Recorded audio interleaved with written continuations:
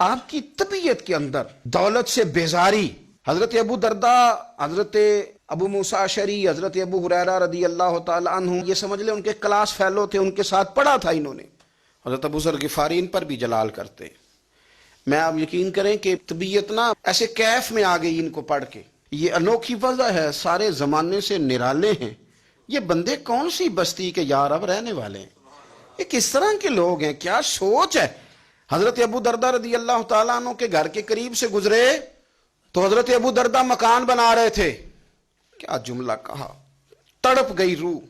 فرمانے لگے ابو دردہ تجھ سے مجھے یہ امید نہیں تھی یار. فرمایا کیا ہوا؟ فرمانے لگے اب تیرا مکان بنانے کے لیے بھی اللہ کے بندوں کی پشتوں پر اینٹیں رکھی جائیں گی. تیرا مکان بنانے کے لیے رب کے بندوں کی پشتوں پر اینٹیں تیرے لیے. حضرت ابو دردہ نے گردن جھکا لی. فرمایا یار جہاں تو ہے نا تو بالکل ہی ٹھیک کہتا ہے. کیوں؟ میرے نبی پاک صلی اللہ علیہ وسلم نے فرمایا اس زمین کے اوپر اور آسمان کے نیچے ابو ذر غفاری سے سچا بندہ کوئی نہیں، ان سے زیادہ سچا کوئی نہیں. فرمایا تو ٹھیک کہتا ہے یار، صحیح کہتا. حضرت ابو موسیٰ اشعری رضی اللہ تعالیٰ عنہ کو گورنر بنا دیا گیا عراق کا. اب حضرت ابو موسیٰ اشعری صحابہ میں ایک بڑے جلیل القدر صحابی ہیں، اور ان کی عظمتیں، رفتیں، بلندیاں کیا کہنا، بڑی گہری دوستی تھی. لیکن جب وہ گورنر بن گئے نا تو آپ نے فرمایا بس بھائی اب تو نے عہدہ لے لیا ہے، یہ بندے کو ٹھیک نہیں رہنے دیتی چیزیں. بڑی مدت کے بعد ملاقات ہوئی حضرت ابو موسیٰ اشعری کے ساتھ. وہ دوڑ کے آئے حضرت ابو ذر غفاری کے گلے ملنے، میرا بھائی میرا بھائی. فرمایا پیچھے ہٹ جا، میں نہیں تیرا بھائی، تو گورنر ہے، میں غریب آدمی ہوں، اپنا کام کر. پھر دوڑ کے آئے. فرمایا ابو ذر تو میرا بھائی ہے یار، اکٹھے پڑھتے تھے حضور. فرمایا نہیں جا، تو نہیں میرا. پھر آئے. جانتے تھے نا یہ سچا بندہ ہے، یہ سچا بندہ ہے، یہ تقریروں والا نہیں، صرف وعظوں والا نہیں، اس کے اندر بھی بڑی سچائیاں ہیں. قریب آئے، آ کے کہا یار تو میرا بھائی ہے، میرے سینے لاگ. فرمانے لگے تو تیسری بار آیا ہے، مومن ہے، میں منہ نہیں موڑ سکتا، پر پہلے مجھے بتا گورنر بننے کے بعد تو نے مکان کتنے بنائے، باغ کتنے لگائے، چکیاں کتنی لگائیں؟ تو ابو موسیٰ اشعری نے ان کا ہاتھ پکڑا، رونے لگے. کہنے لگے جس محبوب سے تو نے تربیت لی ہے میں بھی انہی کا نوکر ہوں. جن کپڑوں میں میں عراق گیا تھا میرے آج بھی وہی ہیں یار.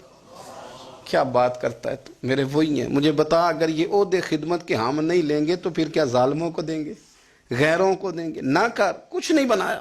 حضرت سیدنا ابو موسیٰ اشعری رضی اللہ تعالیٰ عنہ روئے، اور جب کہا نا کوئی شے نہیں میرے پاس تو فرمایا اچھا چل آ جا، پھر سینے لگ جا، تو واقعی میرا بھائی ہے. پھر حضرت ابو ذر غفاری نے محبت فرمائی.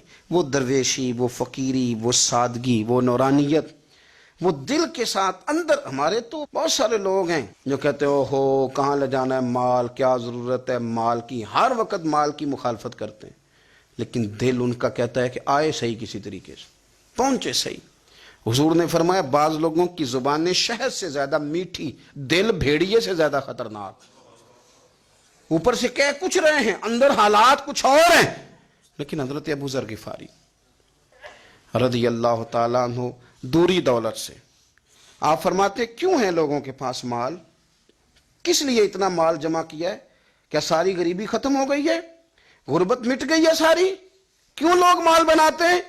ایک اور آپ کی کلاس فیلو تھے جو بصرے کے گورنر بنے، عبداللہ بن عامر رضی اللہ تعالیٰ. ایک صاحب سے ملاقات ہوئی، جناب نافع تائی ان کا نام تھا.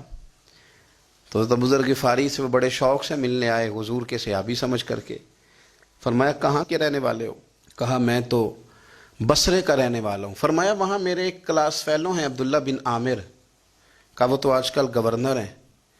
فرمایا میرا ایک پیغام دے دو گے اس کو جا کے؟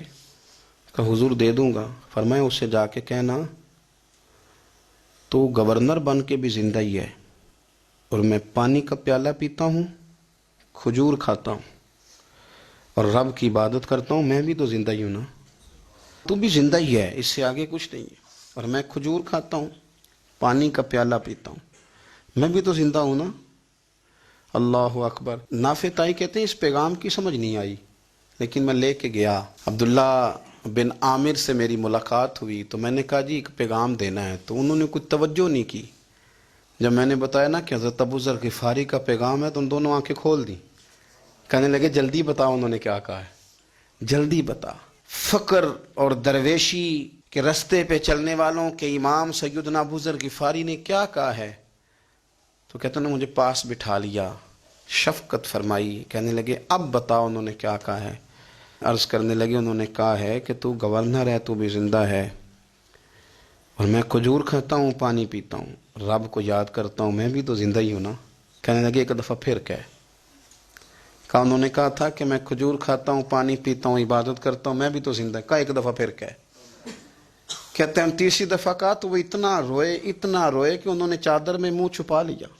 کہنے لگے یار وہ ٹھیک ہی کہتا ہے, وہ صحیح کہتا ہے. اتنا مال, اتنے عہدے, اتنی چیزیں, اتنا کچھ جمع کر کے رکھا ہے, ان کا حساب دینا, ان چیزوں کی اللہ کے حضور کیا عذر پیش کریں گے, کس طرح رب کی بارگاہ میں بتائیں گے, کیا وجہ تھی, کن چکروں میں ہم نے زندگی گزار دی. سیدنا ابو ذر غفاری رضی اللہ تعالیٰ عنہ نے اپنی حیات مبارکہ ساری کی ساری فرماتے تھے کہ ہم نہیں عمل کریں گے تو کون کرے گا. وہ خاص سادگی, وہ خاص. اور پتہ میرے نبی پاک نے کیا فرمایا؟ فرمایا مجھے میرے رب نے حکم دیا ہے کہ میں 4 لوگوں سے پیار کروں.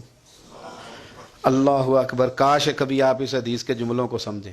اور یار اللہ نے حکم دیا ہے محبوب پیار کرے. حضور کس سے؟ تو پہلے 3 مرتبہ نبی پاک نے ایک ہی شخص کا نام لیا. فرمایا علی سے, علی سے, علی سے. پھر فرمایا ابو ذر غفاری سے. پھر فرمایا جناب مقداد سے. پھر فرمایا سلمان فارسی سے. رب نے مجھے کہا ان سے پیار کرو.